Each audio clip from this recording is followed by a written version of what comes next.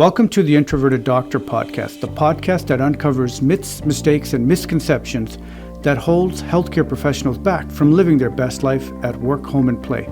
I'm Dr. Lalit Chawla, and with each episode, I'll be focusing on different aspects of a healthcare professional's life, such as communication techniques, mindset, routines, tools, and strategies, with the goal to show how to eliminate anxiety, trip-ups, and unwelcome results that comes from ineffective communications.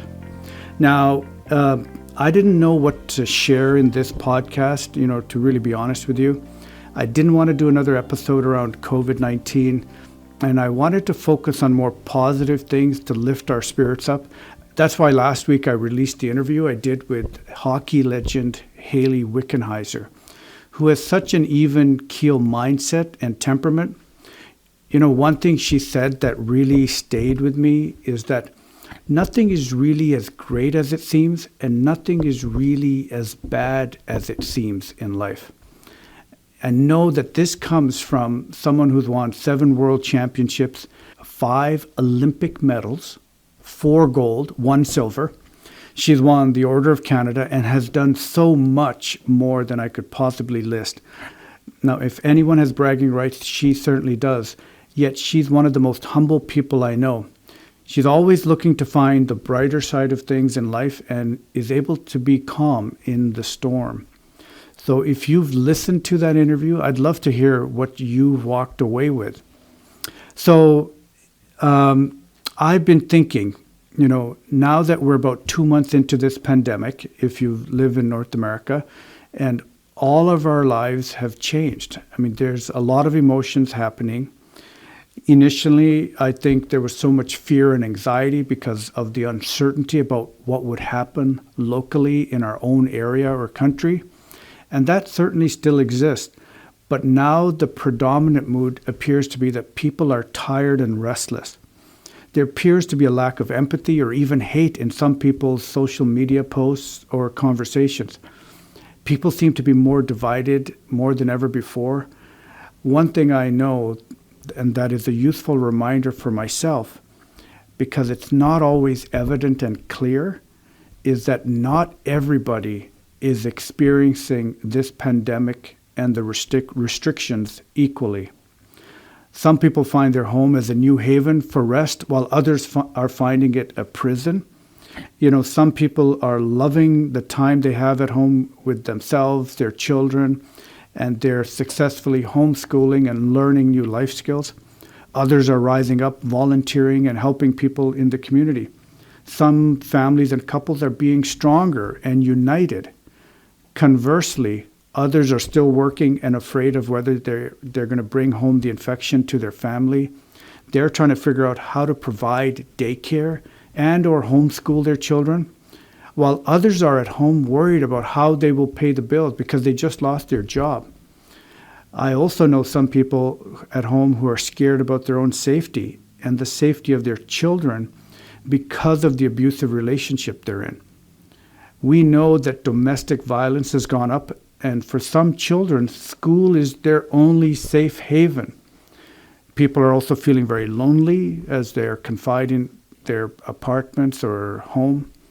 Alarmingly, many people are afraid to even seek medical attention because they're afraid of getting the coronavirus. So while we are in this pandemic together, we are not all experiencing it the same way together. One thing that is appearing more and more evident is that people are becoming more divided on everyday issues or new government policies. Just take a look at the changes in our gun restrictions happening in Canada. The debate is very hot in some circles of conversation. People have different ideas about the pandemic, if it's real or a conspiracy, and we have people on both sides there. Hate seems to be prevailing more and more now. So what is the solution? I think we need to revisit a couple principles. And the first one is that just because people don't agree about a particular viewpoint or idea, it does not mean or should not mean that we hate each other. Hate is a very strong word that has a lot of intensity behind it.